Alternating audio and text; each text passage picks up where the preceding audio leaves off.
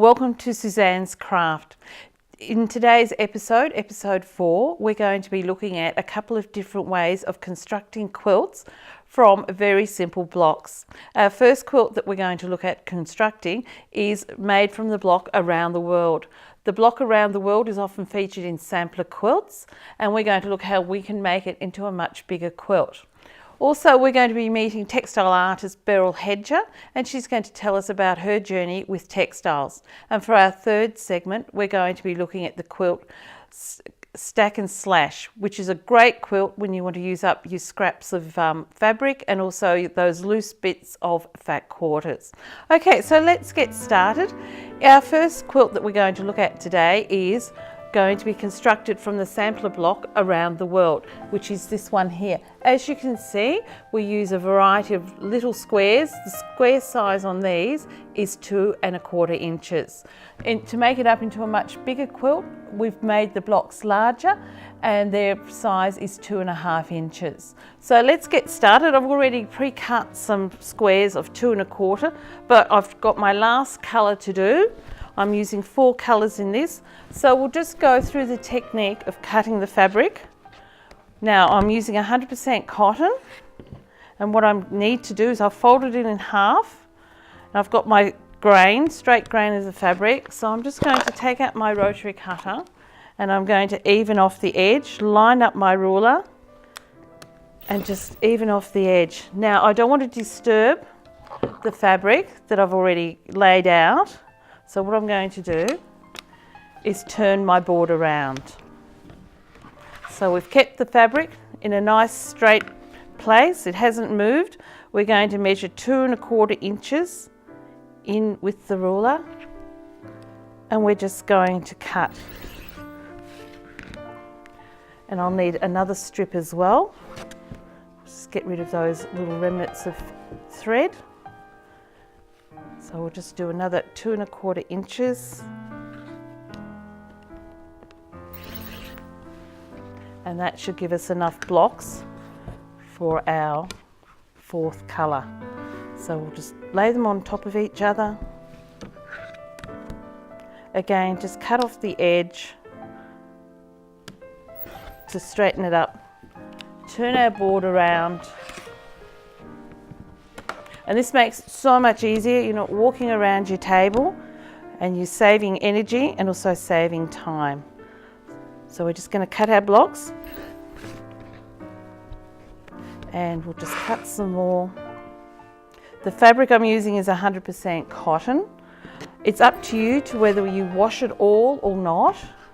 Sometimes if you don't wash it and you do get shrinkage once you've done your quilt, it can give it a nice puckered effect. So it's up to you as to what you'd like to do.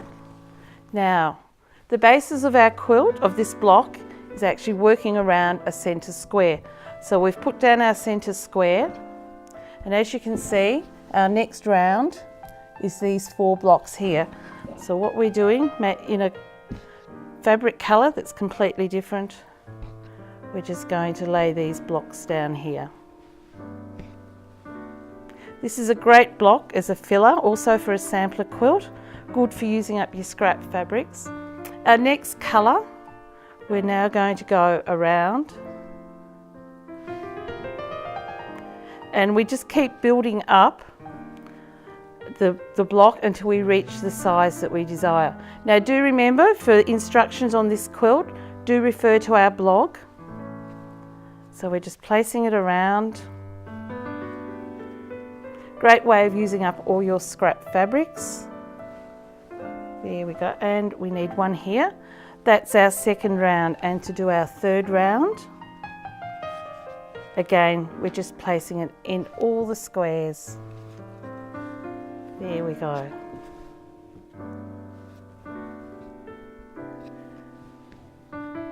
Now, there's a few little tricks into actually sewing these squares together, which will help you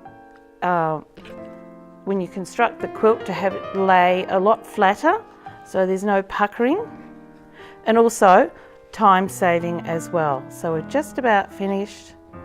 There we go. So as you can see, you just keep building your rounds until you've reached the size that you're happy with. Now, to start sewing them together, what we can do is you do it row by row, place the blocks together, 2 blocks at a time, take it to your sewing machine, 1/4 inch seam, and we're just going to feed it through. As you can see, I've already sewn a few other blocks and there's a couple of rows of stitch in between. So it means you're not constantly cutting and wasting thread. So there we go. Now we'll take another 2